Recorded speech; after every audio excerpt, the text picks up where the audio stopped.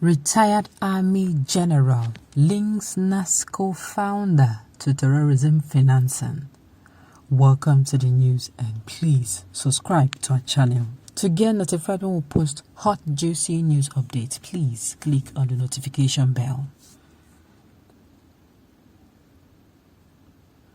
Godwin Alabi Isama, a retired Army General, has connected Ahmed Nasruddin, the founder of Nasco Group, to terrorism financing in the country. In an interview with TVC monitored by Business Day, the retired general said he learned about Ahmad Nasruddin and his role as a sponsor of the peaceful Izala movement during his time as an instructor at the military school in Jos. Ambassador Wali wrote a letter to the chairman of the United Nations counter-insurgency about Ahmad Nasruddin in Jos when I was an instructor at the military school in Jos. All students of military school went to training at Naraguta in Jos. I took them there, so we knew Nasco, Alabi Isama said. Who is Godwin Alabi Isama? Brigadier General Godwin Alabi Isama, retired, was the chief of staff of the famous 3rd Marine Commando during the Nigerian Civil War. He was the chief of staff to late General Adekunle, who headed the commando unit. General Isama authored a book titled Tragic Tragedy of Victory, in which he related his own account of the Nigerian Civil War, an important event in Nigeria's history.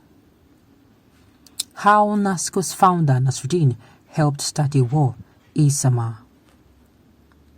We knew Baba Nasco ever since, the war veteran said. It is true that he made a lot of money in Nigeria. He was financing a peaceful Islamic group called Izala. Jama'atu Izalatul Bida wal Kamati Sunnah, JABWYS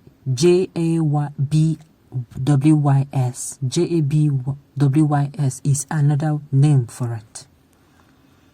But by the time the Izala movement got involved with the Algerian group, which is called GSPC, they were now saying pamphlet alone is not enough to spread Islam. It has to be pamphlet and conflict. And that was how Izala movement got to where they are now. Isama added that Baba Nasruddin was funding the Izala movement until he died in May last year at the age of 96. What you need to know about GSPC. David Hundian, a Nigerian journalist, wrote an investigative report called Conflicts for Jihad, the Boko Haram origin story. It revealed information about GSPC. In the report, the name of the group called GSPC is Group Salafisti pour la Prédication et la Combat, Salafist group for preaching and combat. It is an illegal Salafi terrorist group that is based on Algeria and is linked in Al-Qaeda and the Taliban. It provides training, money, and support to Islamist and jihadi fighters all over the world through a huge network of smugglers, money launderers, and rat lines across the world. In October 2021, a Nigerian journalist, David Hundayu, wrote a report called Conflict for Jihad, the Boko Haram origin story. It revealed how Nasruddin, the founder of Nasco, and Yakubu Musa Kafanchan, a friend of Nigeria's terror-linked Minister of Communication and Digital Economy, Isa Ali Pantami, funded Islamic terror groups. People like Kabiru Sokoto, who led the bombing of a Roman Catholic church in Madala, Niger State on Christmas Day in 2011 that killed 37 people, are said to have been funded by Nasruddin and his allies in the West African Weekly Report. There were also rumors that Nasco's late founder secretly funded terrorism while being close to the government in Nigeria. The management of Nasco Group in Nigeria or anywhere else. In the one-page statement, Nasco's management called out defamatory and slanderous content that has been spread on online platforms. They said that the assets of the Nasco Group and its late founder were used to help terrorist groups in Nigeria and other places. Thousands of people and businesses around the world were investigated after the 9/11 attacks in 2001. The company said this in the statement.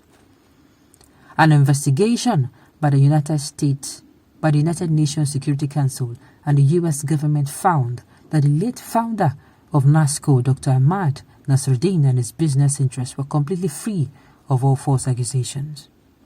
There is no doubt that Nasco wasn't involved in any way with the sponsorship of terrorism anywhere in the world, says Nasco.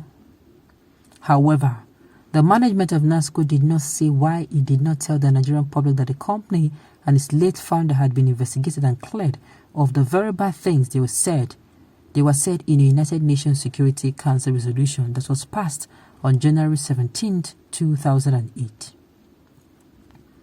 National Intelligence Agency of Nigeria did a similar search and found the same thing, exonerating our late founder and the Nasco group from any involvement in terrorist activities in Nigeria as well as any other country.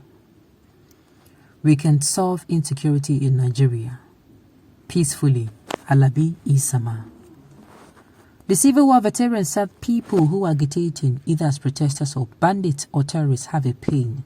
We need to find out what is your pain, and unless we know what is the pain, solving their problem is difficult. Another thing, the retired general said, you do not have to shoot anyone in order to get results, but we have let this thing grow. Now we have to deal with it. This is now the time to listen to the bandits. This is not the first time I'm seeing they're dragging Nasco in the mud, and sincerely, it is not funny. It is not funny at all. It's not funny. Well,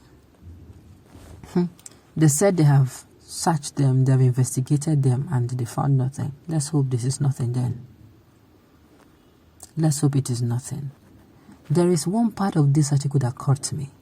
He said those who were agitating or terrorists have a pain. This one I'm going to say yes to. You see, these terrorists, they don't just wake up any day and start terrorism. They don't do it. Something has been going on. And they most likely have been expressing their pain. You see, the Biafra people, they did not start today. They said they are civil disobedience, they don't just start. They started by, they keep saying it. They were murmuring it. They were saying it. These people don't value us, so they don't give us appointments. They were saying things. All of a sudden, they took it to the street.